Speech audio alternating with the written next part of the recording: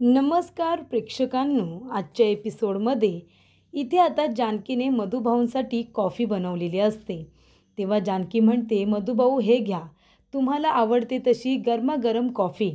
तेव्हा प्रेक्षकांनो, इथे आता मधुभाऊ म्हणतात की अरे वा, तुझ्या हातची कॉफी म्हणजे स्वर्गसुख. त्यानंतर प्रेक्षकांनो, जानकी म्हणत असते, मधुभाऊ आधी प्या तरी आणि मला सांगा कशी झाली आहे. तेव्हा प्रेक्षकांनो, मधुभाऊ म्हणत असतात की जानकी, अगं तू बनवलेली कॉफी आहे ना, मग ती छानच झाली असणार. आता तू बनवलेली कॉफीमध्ये चव काय बदलणार आहे का? तेव्हा प्रेक्षकांनो, इथे जानकी म्हणते, तरीसुद्धा मधुभाऊ तुम्ही प्या आणि मला सांगा की कॉफी कशी झाली म्हणून. त्यानंतर प्रेक्षकांनो, इथे आता मधुभाऊ म्हणत असतात की तू बनवलेली कॉफी आणि तुम्हाला दोघांनासुद्धा उद्यापासून मी खूप जास्त मिस करणार आहे. कारण आज तुझा या आश्रमामध्ये शेवटचा दिवस आहे ना. तेव्हा इथे जानकी म्हणत असते, मधुभाऊ खरंच मी सुद्धा तुम्हाला खूप मिस करेन. तेव्हा मधुभाऊ म्हणत असतात की हे बघ जानकी, पण तू मुळशीमध्ये गेल्यानंतर तुझं MBAचं हे शेवटचं वर्ष आहे. तुला व्यवस्थित अभ्यास करायचा आहे आणि त्याचबरोबर तुझ्या नोकरीसाठी सुद्धा मी प्रधानांकडे बोलून ठेवले. तुझ्या नोकरीचं सुद्धा होऊन जाईल, ठीक आहे ना. तेव्हा इथे जानकी म्हणते, ठीक आहे मधुभाऊ, पण आधी माझ्या एका प्रश्नाचं उत्तर द्या आणि त्या प्रश्नाचं उत्तर आज खरं खरं द्यायचा मधुभाऊ.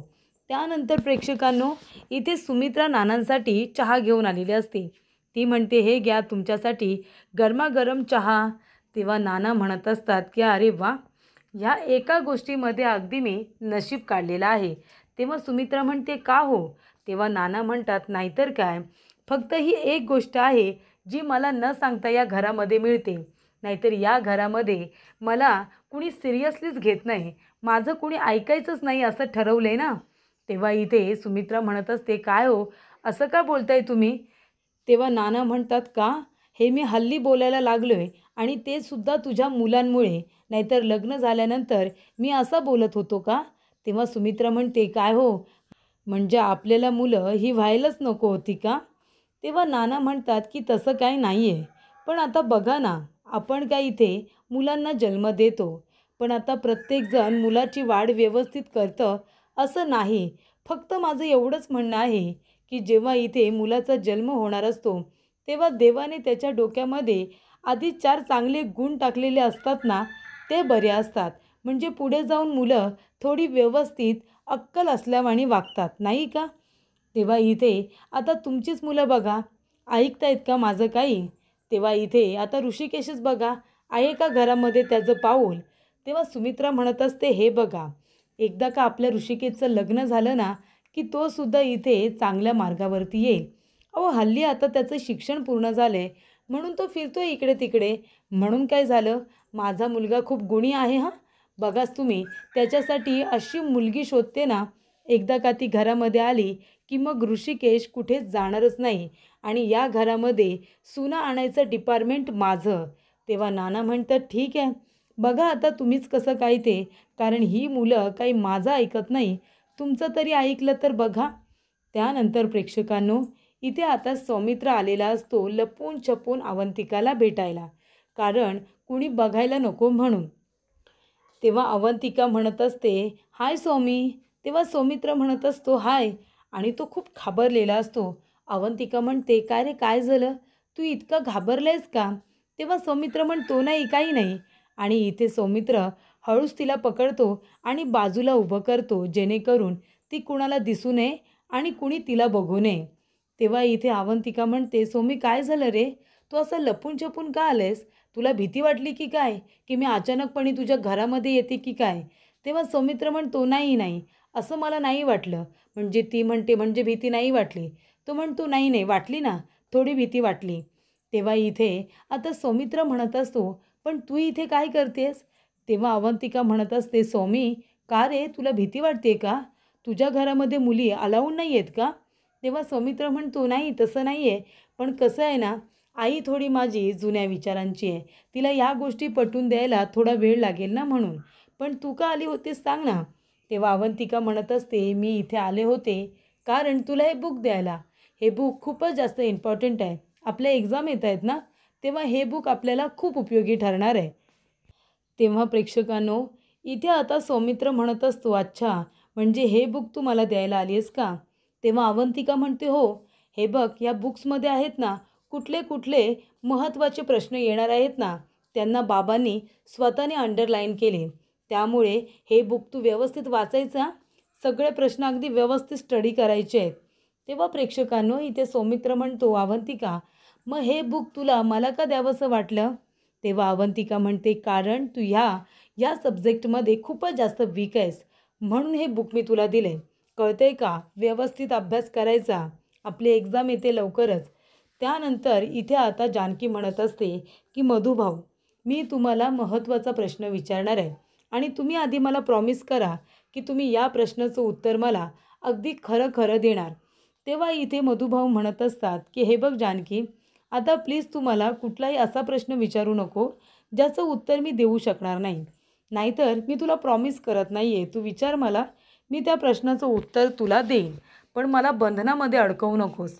तेव्हा जानकी म्हणते, मधुभाऊ सांगा ना मी कोण आहे, माझं नाव काय आहे, माझी खरी ओळख काय आहे, माझे आईवडील कोण आहेत, मला माझे आईवडील इथे का सोडून गेले, हे प्लीज सांगा ना मला, मला जाणून घ्यायचं आहे. तेव्हा मधुभाऊ म्हणत असतात, हे बघ जानकी, मी तुला एक गोष्ट सांगतो बाळा, जेवढी मुलं माझ्या आश्रमामध्ये येतात ना, तेवढ्या मुलांचा मी शोध घ्यायला नेहमीच सुरुवात करतो. म्हणजे त्यांचे आईवडील कोण आहेत, कुणी सोडलं वगैरे, मी सगळं काही जाणून घेत असतो गं. तुझ्या आईवडिलांचा सुद्धा मी शोध काही थांबवलेला नाही आहे. ते कुठे आहेत, कसे आहेत, हे मी शोधण्याचा परिपूर्ण प्रयत्न करतो आहे. पण अजून काही त्यांचा तपास लागलेला नाही आहे. पण एकदा का त्यांचा तपास लागला, की मी तुला सांगेन. पण आता या गोष्टींकडे लक्ष द्यायचं नाही आहे बाळा.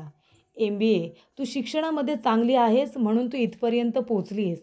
त्यामुळे आता MBAचा शेवटचा वर्ष तुला व्यवस्थित घालवायचं आहे. नाव मोठं करायचं आहे तुला आणि मग नोकरीचं सुद्धा तुझ्या बोलून ठेवलं आहे. तिथे जायचं आणि प्रधानांकडे त्यांच्या कुटुंबाबरोबर त्यांच्यातलीच एक होऊन राहायचं. करशील ना एवढं? तेव्हा जानकी म्हणते, हो मधुभाऊ तुम्ही अजिबात काळजी करू नका. आता तुम्ही या पिल्लाला ढकललंय की नाही, मग आता या चिमणीने एवढं मोठं धाडस केलं आहे, तर मग हे पिल्लू काही थांबणार नाही. ते आकाशामध्ये उंच भरारी घेणार आणि तुम्हाला अभिमान वाटेल असंच काम करणार. त्यानंतर प्रेक्षकांनो इथे जेव्हा सौमित्र म्हणत असतो, पण हे बुक तू मला का दिलंस? ती म्हणते, कारण स्टडी करायला. तू ह्या सब्जेक्टमध्ये खूप वीक आहेस ना, म्हणून दिलं आहे तुला. तेव्हा इथे सौमित्र म्हणतो, थँक्यू अवंतिका.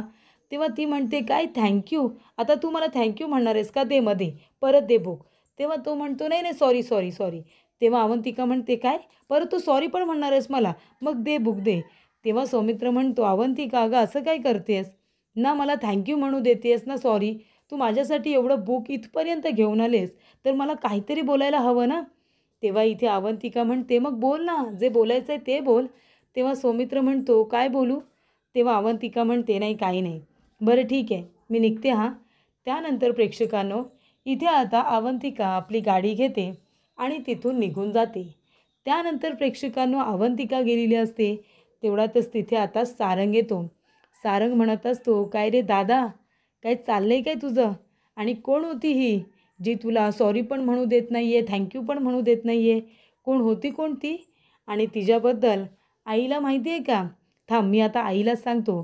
तेव्हा सुमित्रा तिथे येते आणि म्हणते, काय रे, काय चाललंय तुमच्या दोघांचं?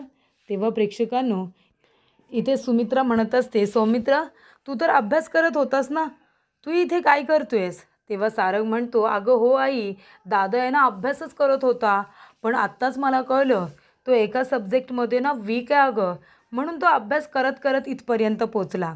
तेव्हा इथे सौमित्र म्हणतो, नाही आई तसं नाही आहे, मी तुला म्हणालो होतो ना की माझ्या मित्राचा फोन आला आहे, तो माझ्यासाठी इथे पुस्तक घेऊन येतो आहे, त्याच मित्राने मला पुस्तक दिलं, तेच घ्यायला आलो होतो मी. त्यानंतर प्रेक्षकांनो इथे आता सारंग म्हणत असतो, नाही ग आई, दादा आहे ना खोटं बोलतोय, तुला माहिती आहे का इथे पुस्तक घेऊन कोण आलं होतं?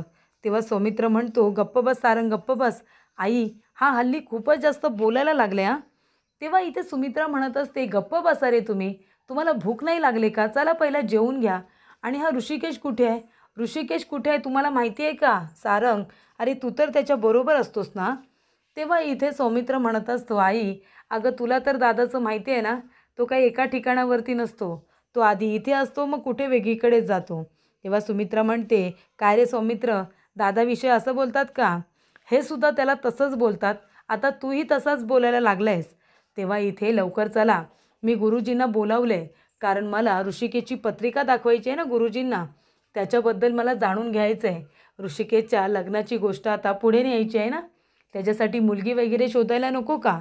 तेव्हा मी गुरुजींना बोलावले. तुम्ही दोघेजणं सगळेजण जेवून घ्या, म्हणजे मी इथे ऋषिकेशच्या पत्रिकेविषयी गुरुजींजवळ बोलायला मोकळी. त्यानंतर प्रेक्षकांनो, इथे आता सारंग आणि सौमित्र हे दोघेही जण आता घरी आलेले असतात. त्यानंतर प्रेक्षकांनो गुरुजी येतात. गुरुजी आल्यानंतर सुमित्रा म्हणत असते, गुरुजी आलात का तुम्ही? ऋषिकेशची पत्रिका बघितलीत का? बरं आधी सांगा, चहा पाणी काही घेणार? तेव्हा गुरुजी म्हणतात की मला चहा पाणी काही नको, आज मी तुला इथे मोलाचा सल्ला द्यायला आलो आहे. तेव्हा प्रेक्षकांनो, इथे आता सुमित्रा म्हणत असते की मोलाचा सल्ला? काय झालं गुरुजी, काही अडचण आहे का? तेव्हा गुरुजी म्हणत असतात की सुमित्रा, एक गोष्ट लक्षात ठेव, तू मला ऋषिकेशची पत्रिका बघायला सांगितली होतीस. त्याची पत्रिका मी बघितली. त्याची पत्रिका उत्तम आहे. त्याच्या इथे आयुष्यामध्ये एक छान अशी सुंदर मुलगीसुद्धा येणार आहे, जी खूपच जास्त गुणीही असेल, पण मात्र त्याच्या लग्नामध्ये खूप मोठी अडचण निर्माण होणार आहे, असं सुद्धा प्रेक्षकांनो सांगितलेलं असतं. त्यानंतर प्रेक्षकांनो सुमित्राला खूप मोठा धक्का बसतो, कारण त्याच्या लग्नामध्ये खूप मोठं विघ्न येणार असतं. त्याचबरोबर प्रेक्षकांनो, ऋषिकेश सारंग दोघेजण आता मज्जा करत जात असतात. रस्त्याने छान एन्जॉय करत असतात. तेवढ्यातच समोरून गाडी आलेली असते सयाजी विखे पाटीलची. आता सयाजी विखे पाटील पाठी जात नसतो ना, पुढे जात असतो, कारण ऋषिकेशची गाडी आता मधोमध असते. तेव्हा इथे आता ऋषिकेशला सयाजी विखे पाटील म्हणतो, हे ऋषिकेश, काय चालवलं आहेस तू? चल मागे हो, चल, माझी गाडी जाऊ दे. तेव्हा इथे सारंग म्हणत असतो, हो सयाजी काका, मग तसं असेल तर तुम्ही मागे जा ना, आम्ही का जायचं मागे? तेव्हा सयाजी म्हणत असतो, काय रे हे, तुम्हाला वयेचं भानसुद्धा कळत नाही का? कसं बोलायचं असतं ते, चला बरं मागे व्हा. तेव्हा ऋषिकेश म्हणत असतो की सयाजी काका, हा ऋषिकेश आहे ना, ऋषिकेश, तो कधीच मागेच जात नसतो, तो नेहमी पुढे जात असतो. तुम्हाला माहिती नाही आहे का आम्ही रणदिवे कसे आहे ते? आम्ही रणदिवे कधीच मागे हटत नाही, कळलं का? त्यामुळे तुम्ही मागे जायचं आणि मग मी गेल्यानंतर तुम्हाला जिथे जायचं आहे तिथे जा. तेव्हा प्रेक्षकांनो, इथे सयाजी विखे पाटीलची माणसं खाली उतरतात. सयाजी म्हणतो, ए ऋषिकेश. तेव्हा ऋषिकेशसुद्धा त्याच्यावरती ओरडतो आणि म्हणतो, सयाजी काका, अहो हळू ओरडा, एवढ्या वयेमध्ये इतकं जोरात ओरडणं तब्येतीसाठी चांगलं नाही आहे, तब्येत बिघडेल तुमची, म्हणून म्हणालो, कळतंय का? तेव्हा इथे सयाजीची माणसं म्हणतात, ए जास्त बोलायचं नाही आमच्या साहेबासोबत, कळलं ना तुला, चल मागे हट चल. तेव्हा ऋषिकेश म्हणतो, ए काय म्हणालात, काय म्हणालात, तुमची एवढी हिंमत मला बोलायची? तेव्हा सयाजी म्हणतो, ए ऋषिकेश, आम्ही तुझ्या गाडीला उडवून पुढे निघून जाऊ, आत्ताच सांगतोय. तेव्हा ऋषिकेश म्हणतो, काय, तुमची एवढी हिंमत की तुम्ही माझ्या गाडीला उडून पुढे निघून जाल? एवढी हिंमत वाढली तुमची? मग तर आता दाखवाच, आता दाखवाच माझी गाडी उडवून, असं ऋषिकेश आता ठामपणे म्हणत असतो. ऋषिकेश इथे पहिला म्हणजे लोकांना नडतच असतो वाटतं. त्यानंतर प्रेक्षकांनो, इथे आता ऋषिकेश म्हणत असतो की या ना या, तुम्हाला सगळ्यांना बरोबर धडा शिकवतो. बरं ठीक आहे, आता तुम्हाला काही माझ्याबरोबर लढायचं नाही आहे, हो ना? ना तुम्ही इथून जात ना मला जाऊन देत. मग एक काम करा, मी आता इथे त्याच्यावरती एक तोडगा काढतो. हा रुमाल आहे ना, तो मी इथे खाली टाकणार. जो पहिला रुमाल उचलणार तो पहिला जाणार आणि जो रुमाल नाही उचलणार तो मागे जाणार, कळलं का? त्यानंतर प्रेक्षकांनो, इथे आता ऋषिकेशने रुमाल तर रस्त्याच्या मधोमध टाकलेला असतो. तेव्हा सयाजीचे गुंड एक एक करून तो रुमाल उचलायला येत असतात आणि तेव्हा प्रेक्षकांनो, इथे आता ऋषिकेश बघा सगळ्यांना अडवत असतो. आता ते 5-6 गुंडे ते सुद्धा हट्टे-कट्टे, पण मात्र ऋषिकेश काही त्यांना रुमाल उचलू देत नाही प्रेक्षकांनो. त्यानंतर इथे आता सयाजी विखे पाटील स्वतः मैदानात उतरलेले असतात. त्यानंतर प्रेक्षकांनो, इथे आता सुमित्रा म्हणत असते की गुरुजी हे काय बोलताय तुम्ही? ऋषिकेशच्या लग्नात विघ्न, पण कसलं? तेव्हा गुरुजी म्हणतात, काय कसं होईल हे मी तुला आत्ताच सांगू शकत नाही आहे, पण हे बघ, तू एक काम कर, वामन गुरुजी आहेत, त्यांना जाऊन तू ऋषिकेशची पत्रिका दाखव. ते इथे भूतकाळ भविष्य सगळं काय अगदी व्यवस्थित सांगतात. तुला जर हे प्रश्न पडलेत ना, काय होणार कसं होणार, तू जाऊन वामन गुरुजींना विचार, ते तुला सगळ्या प्रश्नांची उत्तरं देतील. तेव्हा इथे सुमित्रा म्हणत असते, गुरुजी, विघ्न माझ्या मुलाच्या लग्नात कुठलेही येता कामा नये. माझी फक्त एकच इच्छा आहे की माझ्या मुलाच्या आयुष्यामध्ये एक गुणी, संस्कारी, त्याला चांगल्या रस्त्यावरती आणणारी आणि या घराचं नंदनवन करणारी मुलगी मला या घरामध्ये सून म्हणून हवी आहे. तेव्हा प्रेक्षकांनो, इथे आता जानकी तयार झालेली असते. तेव्हा जानकी विचारत असते सायलीला, कशी दिसते मी? तेव्हा सायली म्हणत असते की नेहमीप्रमाणेच खूप सुंदर दिसतेस तू. तुला कुणाची दृष्ट लागायला नको. थांबा, तुला कालात तीट लावते. तेव्हा इथे जानकी म्हणत असते, सायली, अगं मला कुणाची दृष्ट लागणार आहे? तेव्हा सायली म्हणते, कुणाचीही लागू शकते, माझी, मधुभाऊंची. आणि हे बघ, उद्यापासून मी तिथे नसणार आहे तुला काळात तीट लावायला. तेव्हा आठवणीने तुला काळात तीट लाव, म्हणजे कुणाचीही वाईट नजर तुला काही लागणार नाही आहे, कळलं ना? तेव्हा इथे आता सायली म्हणत असते, हे बघ जानकी, उद्यापासून तू इथे नसणार आहेस, पण तुला स्वतःची काळजी स्वतः घ्यावी लागणार आहे. त्यानंतर प्रेक्षकांनो, इथे आता सायली खूपच जास्त शांत स्वभावाची, तर जानकी खूपच जास्त चुलबुली दाखवलेली असते, कुणाचंही काहीही न ऐकणारी. त्यानंतर प्रेक्षकांनो, पुढील भागामध्ये इथे आता सारंग येतो. सारंग आता जत्रेमध्ये आलेला असतो. तो म्हणत असतो की ऋषिकेश दादा, अरे बघ ना, ती मुलगी कधीपासून फुगे फोडते, कधी येईल माझा नंबर, कधी मिळेल मला संधी? तेव्हा ऋषिकेश म्हणतो, सारंग, अरे संधी अशी मागायची नसते रे, संधी तर खरी मिळवायची असते. तेव्हा इथे ऋषिकेश म्हणतो, दे इकडे ही बंदूक, माझ्याकडे दे. आणि त्यानंतर तो आता बंदूक घेतो फुगे फोडायची आणि जानकीच्या बरोबर मागे उभा राहून तो आता पहिला फुगा फोडतो. तेव्हा जानकी आणि सायली दोघेजणं मागे वळून आता ऋषिकेशकडे बघतात. तेव्हा जानकी म्हणत असते, काय रे, तुझी हिंमत कशी झाली रे, मी खेळत असताना माझ्या इथले फुगे फोडायची? त्यानंतर प्रेक्षकांनो, ऋषिकेश म्हणतो, आत्तापर्यंत तुमच्याने एक फुगा फुटला नाही म्हणून तुमची मदत केली, बाकी काही नाही. तेव्हा इथे बक्षीस म्हणून आता हार्ट शेपमध्ये पिलो दिलेला असतो. तो म्हणते ऋषिकेशला. तेव्हा जानकी म्हणते, घे, तुला हवं आहे ना, घे, गिफ्ट घे. त्यानंतर ऋषिकेश म्हणतो की मला नको आहे गिफ्ट, हे तुझं तुलाच ठेव. जानकी म्हणते, माझ्याशी नीट बोलायचा. ऋषिकेश म्हणतो, ज्याला ज्या भाषेत कळतं ना त्याच भाषेमध्ये बोलतो हा ऋषिकेश. तेव्हा जानकी म्हणते, हे घे तुझं गिफ्ट, मला नको. आणि ते हार्ट शेपमधला बलून आता फेकून देते. तेव्हा प्रेक्षकांनो, तो बलून पकडलेला असतो तो म्हणजे कुणी, तर मकरनने. तेव्हा प्रेक्षकांनो, आता मकरन तो हार्ट शेपमधला पिलो पकडतो आणि म्हणत असतो की जानकी कशीही असू दे, जानकी फक्त ह्या मकरनची आहे, असं आता मकरन म्हणत असतो. तर इथे मकरन खरं तर आश्रमापासूनच जानकी त्याला आवडत असते आणि जानकी आता मुळशीमध्ये आलेली असते. तेव्हा इथे मकरन मुळशीपर्यंतसुद्धा तिच्या मागे आलेला असतो.